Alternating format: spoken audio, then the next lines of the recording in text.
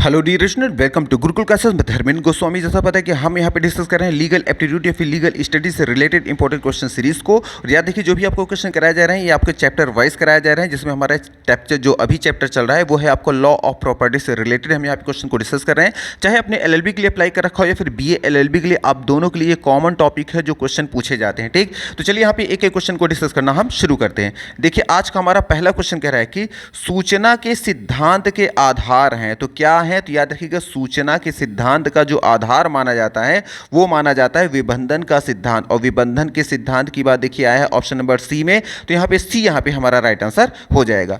फिर देखिए हमारा अगला क्वेश्चन क्या कर रहा है कि अनियोज्य, देखिए आया है यहाँ पे क्वेश्चन आया है अनियोज्य जो है यहाँ पे, या फिर जिसे देखिए इसको दो नाम से अनियोज्य भी कहते हैं और अनियोज्य भी कहते हैं। यह जो दावा होता है जिसको हम इंग्लिश में एक्शनेबल क्लेम कहते हैं ये है। तो जो अनियोज्य या अनियोज्य दावा या फिर एक्शनेबल जो क्लेम होता है वो क्या होता है?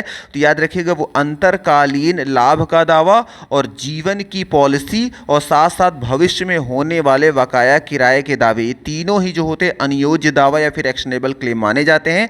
इसलिए हमारा ऑप्शन नंबर जो डी होगा ना, ऑप्शन ए बी सी तीनों ही राइट है, इसलिए हमारा ऑप्शन नंबर यहाँ पे डी यहाँ पे राइट आंसर हो जाएगा। आपको याद रखना है कि जो एक्शनेबल क्लेम या अनियोज्य जो दावा होता है वो अंतरकालीन लाभ का दावा भी होता है और जीवन पॉलिसी भी होता है, भविष्य में होने वाले बकाया किराए के दावे भी होते हैं। ठीक, फिर आ जाएंगे अपने अगले क्वेश्चन में।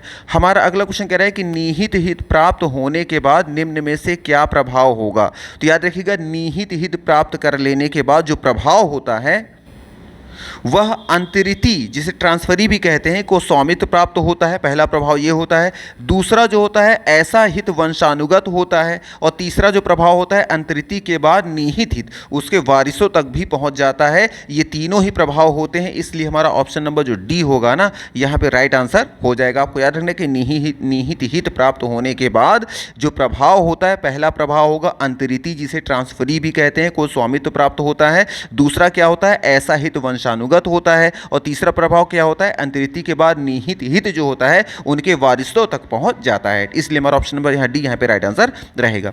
फिर देखिए आ जाएंगे अपने अगले क्वेश्चन में। हमारा अगला क्वेश्चन कह रहा है कि समाश्रित हित जो होता है कब निहित हित में बदल जाता है? इसका समाश्रित जो हित होता है वो कब निहित हित में बदल जाते हैं या फिर बन जाता है?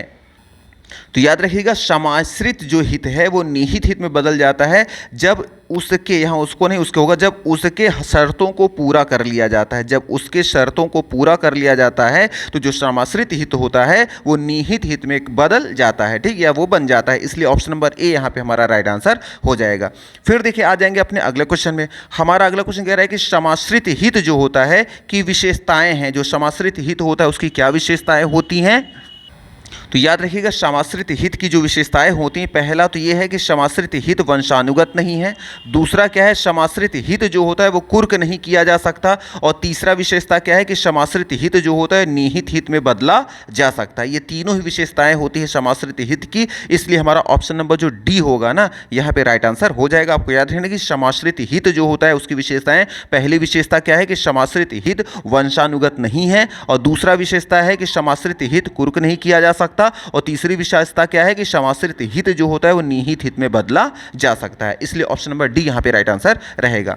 फिर देखिए आ जाएंगे हमारा अगला क्वेश्चन क्या कह रहा है कि अनियोज्य, देखिए अनियोज्य दावा जिसे एक्शनेबल क्लेम कहते हैं उस ऋण से संबंधित नहीं है जिसको कि निम्न तरीके से प्राप्त किया जाता है। तो कह रहे हैं वो कौन सा ऐसा ऋण है जो कि एक्शनेबल क्लेम नहीं है। कैसा है? अनियोज्य दावा कह रहे हैं उस ऋण से संबंधित नहीं है जिसको निम्न तरीके से प्राप्त किया जा सकता है। तो किन तरीकों से प्राप्त किया जा सकता है? तो याद रखिएगा, अनियोज्य दावा या एक्शनेबल क्लेम उस ऋण से संबंधित नहीं है जिसको कि प्राप्त किया जाता है। किससे प्राप्त किया जाता है? पहला तो अचल संपत्ति के बंधक से और दूसरा जो होता है चल संपत्ति की गिरवी से। अगर इन दोनों ही प्रकार से प्राप्त किया जाता है तो ये ऋण से संबंधित नहीं है। इसलिए ऑप्शन नंबर हमारा जो सी होगा ना यहाँ पे राइट आंसर हो जाएगा। क्वेश्चन कह रहा था अनियोज्य दावा या एक्शनेबल क्लेम उस ऋण से संबंधित नहीं है, तो किस ऋण से संबंधित नहीं है? पहला अचल संपत्ति के बंधक से और दूसरा अचल संपत्ति के बंधक से और दूसरा चल संपत्ति की गिरवी से। ठीक, इसलिए ऑप्शन नंबर सी हमारे यहाँ पे राइट आंसर रहेगा।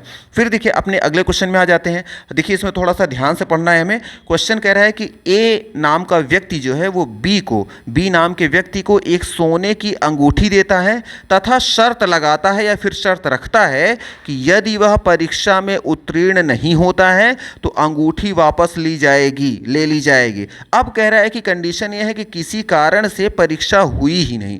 अब इस कंडीशन में क्या शर्तें लागू होगा, अब किसको निहित हित मिलेगा किसको नहीं, हमें ये देखना है। देखिए ऑप्शन ए कह रहा है सी को निहित हित प्राप्त होगा, या फिर ऑप्शन बी अंतरिति उसमें निहित हित प्राप्त करेगा, या फिर ऑप्शन सी समाश्रित हित प्राप्त होगा, या फिर ऑप्शन डी उपयुक्त सभी असत्य हैं। तो याद रखिएगा ऐसी कंडीशन में अंतरिति जो होगा ना, जिसे ट्रांसफरी भी कहते हैं, उसमें निहित हित प्राप्त करेगा और निहित हित प्राप्त करेगा, ये बात आई है ऑप्शन नंबर बी में। तो हमारे यहाँ पे बी यहाँ पे राइट आंसर हो जाएगा। इस कंडीशन को चाहे वीडियो को पॉज करके फिर से पढ़ के और अच्छे समझ के जानते रहेगा, बी यहाँ पे राइट आंसर हमारा रहेगा। ठीक, फिर आ जाएंगे देखिए अपने अगले क्वेश्चन में। हमारा अगला क्वेश्चन क्या कर रहा है कि निहित हित होगा, तो जो निहित हित होता है वो कहां पे होगा, किस कंडीशन में होगा। तो याद रखिएगा जो निहित हित होगा वो कब्जा सहित भी होता है और कब्जा रहित भी होता है। इसलिए हमारा ऑप्शन नंबर जो सी होगा ना, दोनों ही प्रकार का, ऑप्शन नंबर सी यहां पे राइट आंसर हो जाएगा। याद रखना है कि जो निहित हित होता है वो कब्जा सहित भी होता है और कब्जा रहित भी होता है। ठीक, फिर आ जाएंगे देखिए अपने अगले क्वेश्चन में। अब आ जाते हैं अपने अगले क्वेश्चन में। देखिए हमारा अगला क्वेश्चन क्या कह रहा है कि एक अंतरण मतलब अलॉटमेंट, एक अलॉटमेंट दिया गया। अब कह रहे हैं ए को जीवन भर के लिए, एक अलॉटमेंट दिया गया ए को जीवन भर के लिए, उसके बाद बी को भी दिया गया जीवन भर के लिए, तथा उसके बाद सी को भी दे दिया गया। तो अब ये कह रहे हैं कि ये कंडीशन हमें 4 कंडीशन देखना है। देखिए अब ए क्या कह रहा है कि बी व सी का कोई हित नहीं होगा, या फिर ऑप्शन बी में दिया है बी को निहित हित केवल प्राप्त होगा, या फिर ऑप्शन सी में केवल सी को निहित प्राप्त हित होगा, या फिर ऑप्शन डी बी व सी दोनों को निहित हित प्राप्त होगा। तो याद रखिएगा ऐसी कंडीशन में बी व सी दोनों को ही निहित हित प्राप्त होगा, इसलिए हमारा ऑप्शन नंबर जो डी होगा ना यहाँ पे राइट आंसर हो जाएगा। ठीक, फिर आ जाएंगे देखिए अपने अगले क्वेश्चन में। हमारा अगला क्वेश्चन क्या कह रहा है कि निम्न में, अब देखिए क्वेश्चन थोड़ा सा बड़ा है इसलिए क्वेश्चन को बहुत ध्यान से देखिए। देखिए इसमें जो भी क्वेश्चन आपको कराए जा रहे हैं, जिस बुक से भी क्वेश्चन कराया जा रहा है उसमें टोटली हिंदी दिया गया था, बट यहाँ भी कोशिश की गई है उसकी इंग्लिश भी प्रोवाइड कराने के लिए। जिनको हिंदी ना समझ में आए वो इंग्लिश पढ़कर भी उसके ऑप्शन को देख सकते हैं, है ना, ताकि आपके लिए थोड़ा सा हेल्पफुल हो जाएगा। क्वेश्चन क्या कर रहा है कि निम्नलिखित में से कब यह समझा जाएगा कि निहित हित का सृजन होगा। ठीक, देखिए ऑप्शन ए में है यदि अंतरकरणकर्ता ने अंतरण के समय अंतरित संपत्ति के उपभोग को स्थगित कर दिया हो, या फिर ऑप्शन बी अंतरित संपत्ति में अंतरण करने से पूर्व किसी दूसरे व्यक्ति के पक्ष में निहित हित का सृजन हो चुका हो, या फिर ऑप्शन सी किसी विशेष घटना के घटने पर अंतरित संपत्ति में कोई व्यक्ति हित प्राप्त कर ले। अब ये 3 कंडीशन बताई गई और ऑप्शन डी में है उपयुक्त सभी। तो याद रखिएगा क्वेश्चन कह रहा था निम्न में से कब यह समझा जाएगा कि निहित हित का सृजन होगा, तो ऊपर दिए गए तीनों ही कंडीशन में निहित हित का सृजन होगा, इसलिए हमारा ऑप्शन नंबर जो डी होगा ना यहाँ पे ये हमारा राइट आंसर हो जाएगा। ठीक, फिर आ जाएंगे देखिए अपने अगले क्वेश्चन में। हमारा अगला क्वेश्चन कह रहा है कि किन मामलों में निहित हित का अंतरण होगा।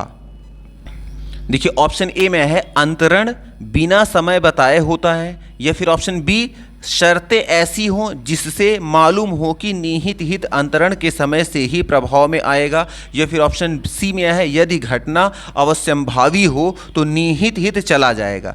अब देखिए याद रखिएगा, तो क्वेश्चन कह रहा है कि किन मामलों में निहित हित का अंतरण होगा। तो जिन मामलों में निहित हित का अंतरण होगा वो तीनों ही क्या है, ये कंडीशन है, इसलिए हमारा ऑप्शन नंबर जो डी होगा ना, अगेन यह डी यहाँ पे राइट आंसर हो जाएगा। आपको याद रखना है कि निहित हित का जो अंतरण होगा, पहला क्या है अंतरण बिना समय होता है, इस कंडीशन में क्या होगा निहित हित का अंतरण होगा। दूसरा कब होगा, शर्त ऐसी हो जिसमें मालूम हो कि निहित हित अंतरण के समय से ही प्रभाव में आएगा। और तीसरा क्या है, यदि घटना असंभावी हो तो निहित हित चला जाएगा। ये तीनों ही घटना याद रखिए, तीनों ही कंडीशन क्या रहेंगी हमारी सही है, इसलिए हमारा ऑप्शन डी यहाँ पे होगा, राइट आंसर हो जाएगा।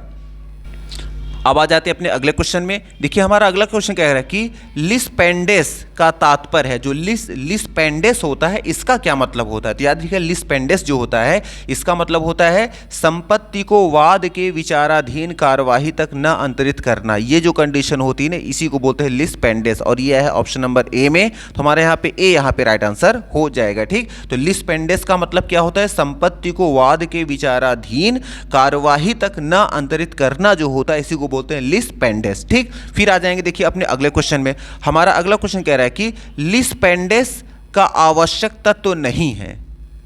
तो याद रखिएगा लिस पेंडेस का जो आवश्यक तत्व नहीं है वह है किसी व्यक्ति द्वारा संपत्ति का अंतरण करना। किसी व्यक्ति के द्वारा संपत्ति का अंतरण करना जो होता है यह लिस पेंडेस के आवश्यक तत्व तो नहीं माने गए हैं, इसलिए हमारा ऑप्शन नंबर जो सी होगा यहाँ पे राइट आंसर हो जाएगा। हाँ, अगर यही क्वेश्चन होता है लिस पेंडेस का आवश्यक तत्व तो है तो क्या है? ऑप्शन नंबर ए किसी न्यायालय में वाद को कार्यवाही का होना, या फिर ऑप्शन बी में कार्यवाही में संपत्ति का विवादग्रस्त होना, या फिर ऑप्शन डी भी है न्यायालय के समक्ष होना अति आवश्यक है। ठीक, तो ये जो होते हैं ये सब आवश्यक तत्व हो गया, लेकिन आवश्यक तत्व जो नहीं है किसी व्यक्ति द्वारा संपत्ति का अंतरण करना, ये लिस पेंडेस की आवश्यक तत्व नहीं है। ठीक, अब आ जाएंगे अपने अगले क्वेश्चन में। हमारा अगला क्वेश्चन क्या कर रहा है कि लंबित वाद के सिद्धांत का उद्देश्य क्या है? तो देखिए option A B C and D हमारे पास 4 ऑप्शन है।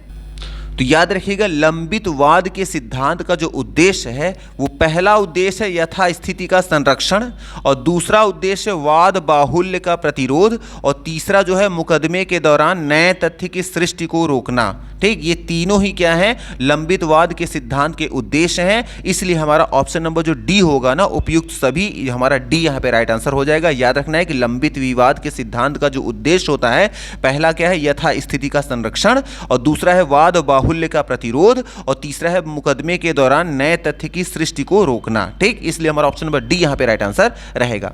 फिर आ जाएंगे अपने अगले क्वेश्चन में। हमारा अगला क्वेश्चन कह रहा है कि धारा 53 के तहत कपटपूर्ण अंतरण से तात्पर्य है। तो धारा 53 के तहत कपटपूर्ण अंतरण से क्या मतलब होता है? तो याद रखिएगा धारा 53 के अंतर्गत जो कपटपूर्ण अंतरण से मतलब होता है वह है ऐसे अंतरण जो ऋणदाता को विफल या विलंबित कराने के उद्देश्य से किया गया हो, उसी को हम क्या बोलते हैं?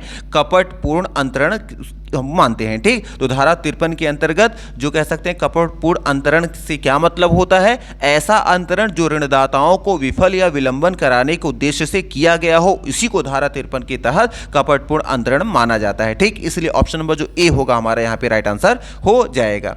फिर आ जाएंगे अपने अगले क्वेश्चन में। हमारा अगला क्वेश्चन क्या कह रहा है कि निम्न में से कौन अस्थावर संपत्ति को अंतरित नहीं कर सकता? तो अस्थावर संपत्ति को अंतरित नहीं किया जा सकता। तो अस्थावर संपत्ति या रियल एस्टेट को अंतरित नहीं किया जा सकता, तो किसके द्वारा नहीं किया जा सकता? मुस्लिम विधवा स्त्री के द्वारा। तो मुस्लिम विधवा स्त्री के द्वारा याद रखिएगा अस्थावर संपत्ति को अंतरित नहीं किया जा सकता, इसलिए ऑप्शन नंबर जो डी हमारा रहेगा यहाँ पे राइट आंसर हो जाएगा। फिर आ जाएंगे देखिए अपने अगले क्वेश्चन में, ये भी थोड़ा सा ध्यान से समझना है कि कंडीशन इसमें दी गई है। कंडीशन ये कह रही है कि ए नामक व्यक्ति एक खाली प्लाट जिसके चारों तरफ मकान थे उसका था। अब फिर समझ लीजिए, कह रहे हैं ए नाम का व्यक्ति एक खाली प्लाट जिसके चारों तरफ मकान थे उसका था, उसने बी को बेच दिया, शर्त यह रखी कि उस पर वह निर्माण नहीं कराएगा। अब कह रहे हैं कि बी जो था उस बी ने सी को उक्त प्लाट को इस शर्त के अधीन बेच दिया, तो वह जो होगा किस कंडीशन को फॉलो करेगा? पहला क्या है? वह उस प्लाट पर काम करवा सकेगा, या फिर सी उस प्लाट पर काम नहीं करवा सकेगा, या फिर सी प्लाट पर काम करवा सकेगा क्योंकि वह बा मतलब बी, यहाँ बा का मतलब यहाँ बी से है, बी के वचन से बाध्य नहीं है, या फिर ऑप्शन सी डी आया है उपयुक्त सभी असत्य हैं। तो इसमें हमारा जो राइट आंसर होगा वो होगा ऑप्शन नंबर बी, उस प्लाट पर काम नहीं करवा सकेगा। तो क्वेश्चन क्या कह रहा था? क्वेश्चन कह रहा था ए नाम के व्यक्ति ने अपने घर के चारों तरफ जो खाली प्लॉट था उसने बी को बेच दिया, इस शर्त से बेचा कि देखो बी तुम जो है इसमें कोई निर्माण कार्य नहीं कराओगे, और फिर बी ने कुछ समय बाद उसी ज़मीन को सी को बेच दिया, और बी ने भी सी से कहा कि तुम कोई निर्माण कार्य नहीं करवाओगे। तो अब ये कह रहा है कि क्या सी उस कंडीशन में बंधा रहेगा कि नहीं? तो बिल्कुल बंधा रहेगा, सी उस प्लाट पर कोई भी काम नहीं करवा सकेगा, इसलिए हमारा ऑप्शन नंबर जो बी होगा कि सी उस प्लाट पर काम नहीं करवा सकेगा, हमारा बी यहां पे राइट आंसर हो जाएगा। तो मे बी आपको यहां सारे क्वेश्चन समझ में आ गए होंगे। तो चलिए आज की तैयारी रखते हैं and thank you very much for watching this video. Thank you.